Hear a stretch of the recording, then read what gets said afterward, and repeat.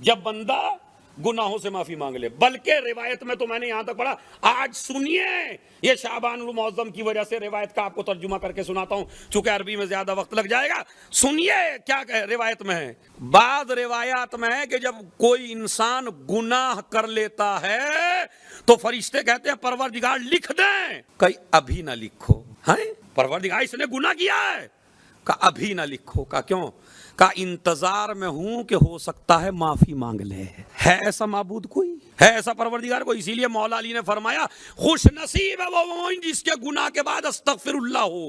ادھر گناہ کیا, ادھر استغفر اللہ ربی واتوب الیہ. استغفر اللہ ربی, پروردگار مجھے معاف کر دے, پروردگار مجھے معاف کر دے. اسی لیے میرا مولا علی کہتا ہے دعائے خضر, جسے تو آپ دعائے کمیل کہتے ہیں, یا سریع الرضا. کیا ترجمہ ہے؟ اے جلدی راضی ہونے. اب ماشاءاللہ تھوڑا سا میں محفل کا آپ کو ذائقہ بھی دے دیتا ہوں. یا سریع الرضا, اے جلدی راضی ہونے. کتنی جلدی بتائیے, کتنے اشرے سنے آپ نے آج تک؟ مجھے اب اس کا جواب دے. کتنی جلدی راضی ہو؟ کوئی پیمانہ ہے؟ میرے مولا علی نے دعائے کمیل میں, دعائے خضر میں یہ تو بتایا اللہ جلدی راضی ہوتا ہے, مگر یہ کوئی پیمانہ آج تک نہیں بتا سکا کتنی جلدی. ارے توجہ چاہتا ہوں, آخری آدمی سے توجہ, کتنی جلدی اللہ راضی ہوتا ہے. دعائے کمیل میں یہ پتا چلے گا اللہ جلدی راضی ہوتا ہے, لیکن اگر کربلا نہ ہوتی تو پتا نہ چلتا کہ کتنی جلدی راضی ہوتا ہے. یہ تو اس وقت پتا چلا کہ جیسے ہی حر قدموں میں گرا اور حسین نے اٹھایا, اب جا کے خدا کی قسم کربلا نہ ہوتی تو یہ پتا نہ چلتا کہ پیمانہ کیا ہے. علی نے یہ تو بتا دیا تھا اللہ جلدی راضی ہوتا ہے, مگر یہ حسین نے بتایا جیسے ہی حر قدموں میں گرا. میرا مولا کہتا ہے میں نے بھی معاف کیا, میرے خدا نے بھی معاف کیا.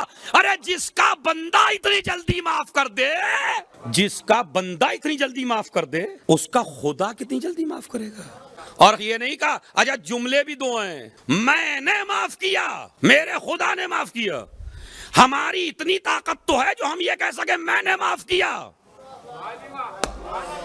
مگر یہ وہی کہہ سکتا ہے جسے یہ معلوم ہو جو میری مرضی ہے وہی میرے خدا کی مرضی ہے. اچھا میرے مولا کی فصاحت و بلاغت تو دیکھیں, میں نے معاف کیا, میرے خدا نے معاف کیا. چلیے آپ کہہ دیتے میں نے معاف کیا, یہ جملہ کہنے کی عادت ہوتی میرے خدا نے معاف کیا. اچھا یہ کہہ دیتے بھائی تم آ گئے ہو, میرے خدا نے معاف کیا. یہ میں نے کا جملہ کیوں ہے؟ یہ میں نے کا جملہ بڑی فضیلت کی طرف اشارہ ہے. یہ لیکن ہو سکتا ہے کچھ لوگ ایسے پیدا ہو جائیں کہ یہ کہیں کہ اگر اللہ میاں چاہیں تو یزید کو معاف کر سکتے ہیں. میں نے کا لفظ رکھ کے بتایا جب تک میں معاف نہ کر دوں میرا خدا بھی معاف کرنے والا.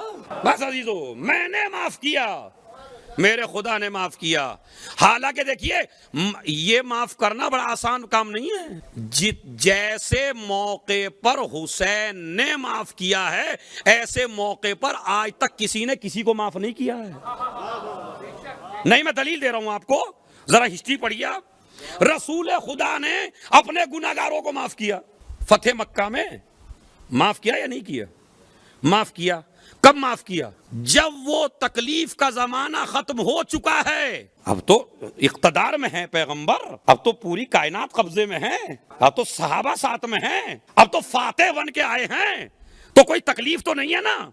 یعنی ظالم نے جو تکلیف دی ہے وہ تکلیف ختم ہو چکی ہے. آدمی کی تکلیف اگر ختم ہو جائے تو معاف کرنا آسان ہوتا ہے. رسول اللہ نے اس وقت معاف کیا جب تکلیف ختم ہو گئی تھی. یوسف نے اپنے گناہگار بھائیوں کو اس وقت معاف کیا جب بادشاہ بن گئے. تکلیف ختم ہو گئی, جو دی تھی بھائیوں نے تکلیف, وہ تکلیف ختم ہو گئی.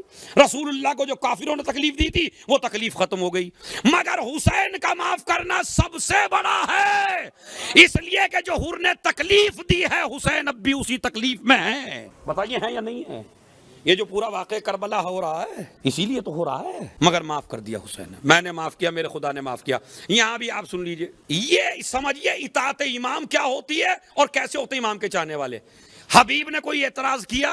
میں ان لوگوں کی بات کر رہا ہوں جو دیگ سے زیادہ چمچے بن جاتے ہیں, میل نہیں ہونے دیتے. مطلب میں روٹھ گیا آپ سے, آپ مجھے منانے کے لیے آئے تو میں کچھ نہیں بول رہا ہوں. وہ جو میری برابر میں دو بیٹھے ہیں ارے یہ بھی کوئی منانا ہے، پہلے جوتے مار لیے پھر منا لیا، پہلے گالیاں دے لی پھر منا لیا۔ اس کا مطلب ہے یہ دو آدمی نہیں چاہتے میل ہو۔ ایسے مومنوں سے بچیے جو میل نہ ہونے دیں۔ یہ بھی کوئی بات ہے؟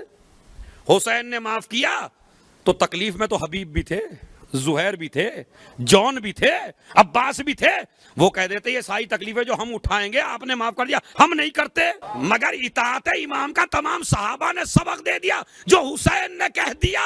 اور پھر مجھے ایک جملہ آپ تاریخ میں بتا دیجئے یا کسی عالم سے آپ نے سنا ہو کہ کسی صحابی نے حر کو تانا بھی دیا ہو۔ بہت بڑی بات ہے یہ۔ ارے میاں آپ آ گئے، اب تو تم نے جو کچھ کرنا تھا اب تو کر ہی لیا، اب آنے سے کیا فائدہ؟ بتائیے مجھے کہیں ہے کیا؟ کہا کہیں نہیں خدا کی۔ اور یہ بھی ایک جملہ علماء نے لکھا، ہمارے یہاں تو جب تک ناک نہ رگڑوانے جب تک معاف نہیں کرتے۔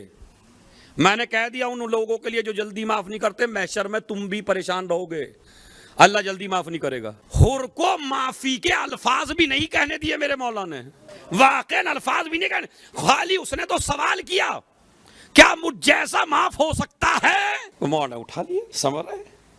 اس کا مطلب یہ ہے عزیزو کہ جتنی جلدی آپ بندے کو معاف کریں گے اتنی ہی جلدی تمہارا پروردگار تم کو معاف کرے گا، اور جتنی سختی آپ بندے پہ کریں گے اتنی سختی تمہارا پروردگار تم پہ کرے گا۔ حر کو معاف کر دیا، اور معاف نہیں کیا خالی درجات بھی عنایت فرمائے، انعامات بھی دیے۔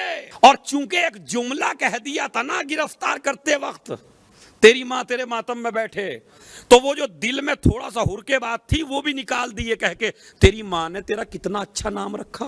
پہچان یہ حسین کیا ہے، یا سری اغفر لمن لا یملک الا الدعاء فإنک فعال لما تشاء۔ سب مل کے پڑھیے، یا من اسمہ دوا شفا، یا من اسمہ دوا و ذکرہ۔ کیا عجیب جملہ ہے، یا سریع، اے جلدی راضی ہونے۔ کتنی جلدی، یہ میرے مولا نے بتایا کتنی جلدی راضی ہوتے ہیں حسین۔ ایک جملہ بتاتا ہوں، کام کی بات ہے، میاں سن لیں، واقعاً بڑے کام کی ہے۔ ذیشان صاحب کہتے ہیں کہ مجلس میں یا محفل میں بھائی تین طرح کے آدمی آتے ہیں، مثلا ایک تو ہے سننے والا، ایک ہے پڑھنے والا، ایک ہے شاعر مثلا محفل میں، ایک ہے نوحہ خان اور مرثیہ خان۔ آپ کو بھی کہہ رہا ہوں بھائی، دیکھیں آپ کی طرف سے بھی ہے۔ مرثیہ خان، آپ کیا سمجھتے ہیں؟ مرثیہ خان بہتر ہے۔ آپ کیا سمجھتے ہیں جو ممبر پہ بیٹھا امامہ لگا کہ حدیث خان وہ بہتر ہے، نوحہ خان بہتر ہے؟ ذیشان مطلب میں حیران رہ گیا بھائی کہاں سے بات نکالی انہوں نے، واقعاً بڑی اچھی بات کہی۔ انہوں نے کہا کہ اجر ملنے میں تو واقعاً یہ خطیب بہتر ہے اور مرثیہ خان بہتر ہے، اور سننے والوں کا اجر تھوڑا سا مثلا کم ہے، لیکن افضل ہیں یہی لوگ، سننے والے افضل ہیں۔ کیوں؟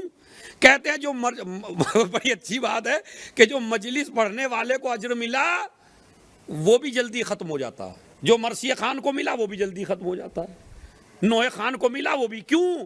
اس لیے کہ ان تینوں کے ذہن میں خلوص کم ہوتا ہے۔ اور وہ کہتے کیسے؟ میں نے مجلس پڑھی اور اگر آپ نے تعریف نہ کی یا داد نہ دی تو میں ٹینشن میں رہوں گا پوری رات۔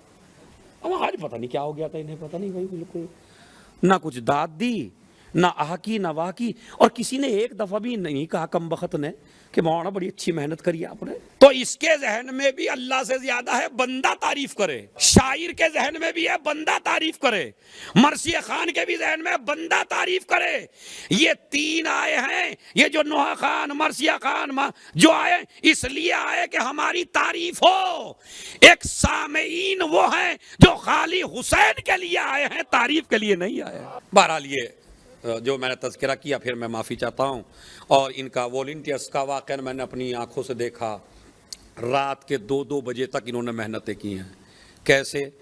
مثلا ایک دن ولادت ہے تو ولادت کے لیے انہوں نے پھر یہ ماشاءاللہ جیسا جگمگا رہا ہے اب ایسا انتظام کیا، اور اس کے بعد آپ نے اپنی آنکھوں سے دیکھا دوسرے دن شہادت پڑ گئی تو پھر پورا عزا خانے کو انہوں نے کالا کر دیا، کالے کپڑے۔ تو ان کے حق میں بھی دعا کیا کریں۔ سب سے کم اجر پانے والے خطیب مرثیہ خان، نوحہ خان، اور زیادہ اجر پانے والے سامعین، ان سے بھی زیادہ اجر پانے والے والنٹیئرز۔ جو تذکرہ بھی نہیں سن رہے آل محمد کا، کوئی آپ کو راستہ بتا رہا ہے، کوئی آپ کو طریقہ بتا رہا ہے، کوئی آپ کو جگہ بٹھا رہا ہے، اور کچھ لے بھی نہیں رہا آپ سے، اور پھر آپ کی جو باتیں ہیں وہ بھی سننی پڑتی ہیں بیچاروں کو، کوئی ڈانٹ کے چلا جاتا ہے جیسے ان کی کوئی اوقات نہیں۔ خدا کی قسم ان کی وہی حیثیت ہے جو ان اصحاب حسین کی حیثیت تھی کہ جو حسین کو نماز پڑھوا رہے تھے تیروں کے سائے میں۔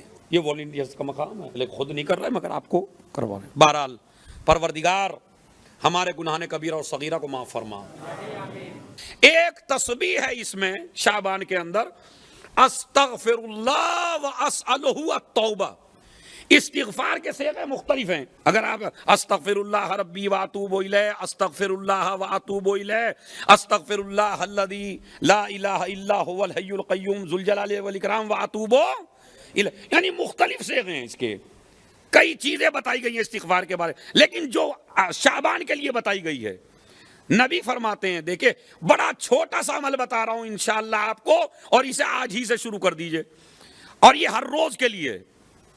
نبی فرماتے ہیں من استغفر اللہ کل یوم 70 مرہ، جو انسان 70 مرتبہ، خالی 70 مرتبہ، نہ 100 مرتبہ نہ 200 مرتبہ، خالی 70 مرتبہ جو انسان یہ والی استغفار پڑھے، استغفر اللہ واسألہ التوبہ، تو کیا کہ غفر اللہ لہ ذنوبہ ولو کانت مثل عدد النجوم۔